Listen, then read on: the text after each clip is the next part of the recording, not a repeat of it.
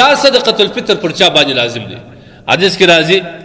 نبی کریم صلی الله علیه وسلم یو आवाज کوونکی ته په مکه معظمه کې امر وکړي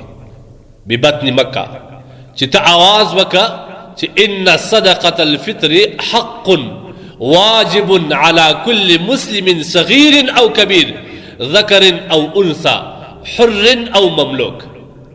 یو आवाज کوونکی ته نبی علیه الصلاه والسلام امر وکړي چې ته आवाज وکړه د خلکو ته وایه چې صدقه الفطر واجب ده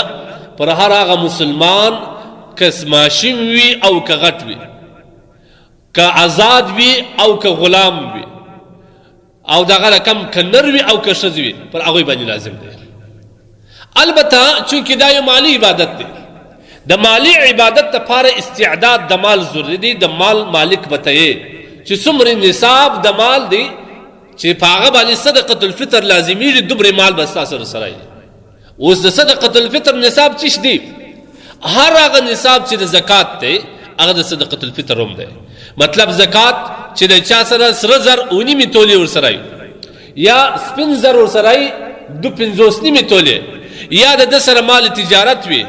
نغد روپۍ وي، په کور کې د حاجت او د ضرورت څخه زیات سامان چې په ټول کال کې ضرورت نه ورته پیسې دي، دا ټول چې راجمع کې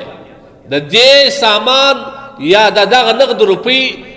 مالیت او مقدار د سپینو زرو نصاب ته رسیږي چې غالبا 1.5 لک شاوخوا به وي کالدارې دې ته رسیږي. نو پر دغه سړي باندې صدقه الفطر لازم دی. اوس د زکات او د صدقه الفطر د نصاب په مابینځ کې فرق داري. د زکات لپاره شرط داري دا مال به نامي وي، یعنی چلیږي به کاروبار به پکې، او دوم شرط داري چې په دې به کال تیر سوی وي. د صدقه الفطر د پاره شرط نه دی که سړی د اختر په شپه باندې یا د اختر په ورځ د سپېدو څخه وروسته یو چا دته دومره مال ورکړي چې هغه د سپینو زرو نصاب ته رسېدی، پر دا سړی باندې صدقه الفطر لازم دی. خامخا کال ضروري نه دی چې پر دې به کال تېرېږي، د دې لپاره کال ضروري نه دی، بلکې که سړی د خپل مالیت کې په خپل کور کې یا په کاروبار کې دومره پیسې ولري چې هغه 2.50 نیمې تولو ته رسېږي چې غالبا 1.5 لک کالدارې کېږي. د هر علاقې نصاب پر کې خو د خالد د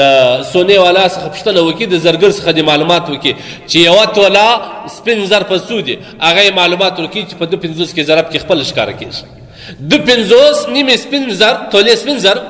یا 1.5 تولې خالص سره زر، او یا که چیرې سپین زر او سره زر نه وي د ده سره مال پروت وي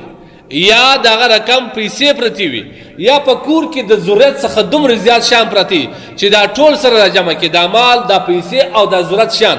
د دې اندازه د سپینو زرو نصاب یعنې 2.50 نیمې تولو چې څومره روپۍ دي هغو ته رسېدل، پر دغه سړي باندې صدقه الفطر چې کوم دی هغه لازم دی. خو که چیرې پر ده باندې پورونه باندې وه هغه ځینې وباسې، دی پوروړی و یا پر ده باندې ولور باندې و هغه ځینې وباسې، پاته پیسې که دونې وې چې هغه نصاب ته رسېدلې د سپینو زرو، نو بیا پر دغه سړي باندې صدقه الفطر لازم دی. چې کله صدقه الفطر پر ده باندې لازم سو بیا به دی خپله صدقه الفطر او د اولاد دا به هم ورکړي. پر دې باندې انشاءالله بحث کوم. لہذا د صدقه الفطر نصاب اول خدا دی چې هر هغه مسلمان که آزاد وي که غلام وي، که نر وي که ښځې وي، که ماشوم وي او که غټ وي، که چیرې سړی راولاړ سي دومره پیسې یا سره زر یا سپین زر ولري چې هغه نصاب ته رسېږي، پر دغه سړي باندې صدقه الفطر لازم دی.